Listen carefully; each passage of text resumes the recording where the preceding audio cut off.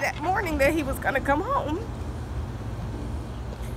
And they told him the same thing because he texted that to me. So, and I understand, Jeff, that you are just an employee and I'm not upset with you. I just want to know what happened. So, Mrs. Chandler, first let me tell you how much it means to me that you reached out. Your husband and I, we had a very brief interaction to the point where I never actually spoke to him. He was brought into the resuscitation room after he had his episode. The nurse that was taking care of him said that he was attempting to clean himself up, and that's when he had an episode. When he came to us, that's when we were preparing to intubate, and that's when his heart stopped and they started doing CPR. If I can recall correctly, your husband, like you said, he was supposed to be discharged because he was in the ER for so long. Yes, of course he was. Yeah, he was supposed to go upstairs and be admitted to the hospital, which I do remember that. You know, in the room. So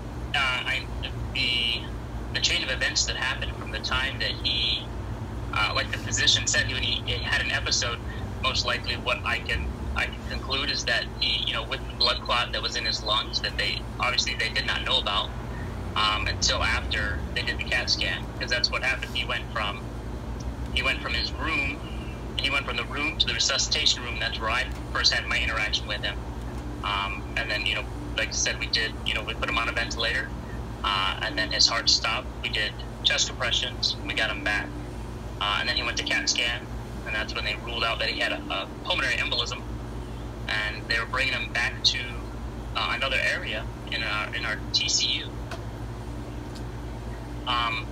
And that's where he, you know, I think they were preparing, because at that point in time, I went back to my workspace where I was working, because I was actually located in the stretcher triage area where the ambulance entrance.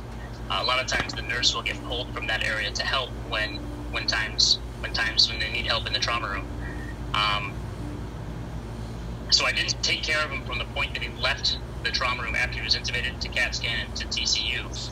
I was told by the nurses that were taking care of him that he arrested again, and that they were because at the time the physicians were not allowing CPR to be done to the patients because it would put everyone else at risk. But for the nurses, that was the hardest part, because of the fact that this is what we do. This is why we train for what we train for. You know, we're even though we understand the risks of this contagious disease, that's why we're healthcare professionals. The appropriate equipment was to be worn when you're doing said things. So a lot of the staff, we were kind of puzzled that we would stop, especially because he was such a young individual. And that was the hardest part.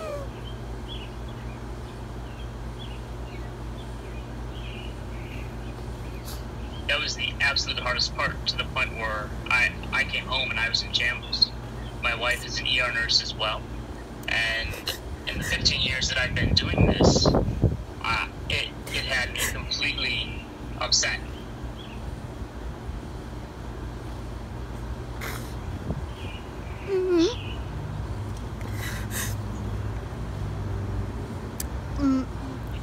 Because the people that we take care of, you know, we choose to work in certain situations in certain hospitals because there's a certain patient that we desire to care for.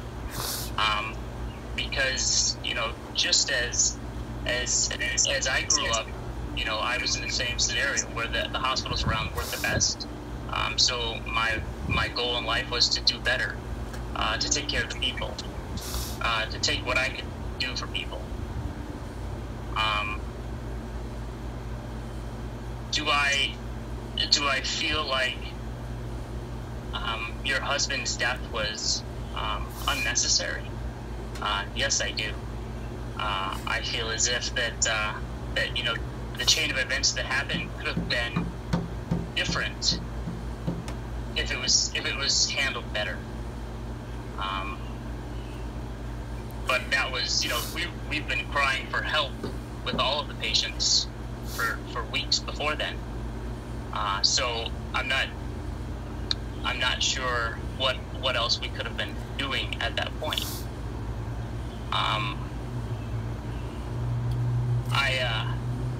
On a side note, I can definitely relate to you because I lost my father to a pulmonary embolism suddenly. He was taken from me December 23rd, 2016, and it was the same situation. I talked to him on the phone, and then I got a phone call that night saying he was gone. And it changed my world forever. Changed my world forever. I'm sorry.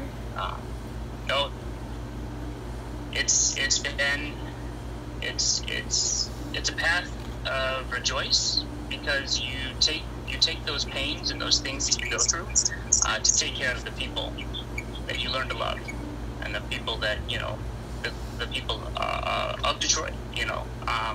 I was sad because of the fact that I was let go. I worked in Detroit for 15 years, and to just be dismissed because we cried for help was the hardest part. I wish I had more answers, but I understand that empty feeling you have because it was such a sudden atrocity in your life where he was just taken from you that quickly. Yeah. And to have zero closure is the hardest part. The hardest part. And I think I'm most frustrated, I guess, because my husband came into the ER with shortness of breath and chest pain. And I felt as though, and his tropes were extremely elevated. And that should have warranted the doctors ordering the test for him to have a CAT scan done the night before. Him having the blood thinners the day before could have been life-altering. Or a D-dimer. None of these things were done. And I think that they would have known that he had the pulmonary embolism had he had those tests done in enough time for them to give him the heparin. To recognize the life-threatening situation that he was in, rather than treating him as if he was just a regular cardiac patient that was about to get discharged. That's huge. That's huge that they were preparing to discharge him, and